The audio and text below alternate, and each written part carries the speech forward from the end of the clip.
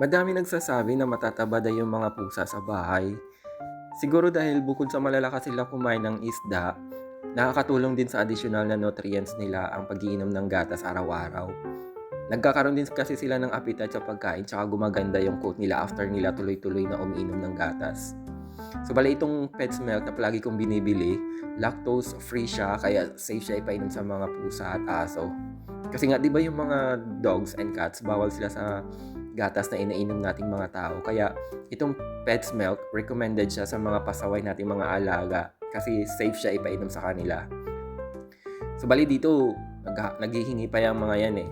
Tapos after niyan, maghahabulan na yan na may mga kasamang pagbabasag ng gamit.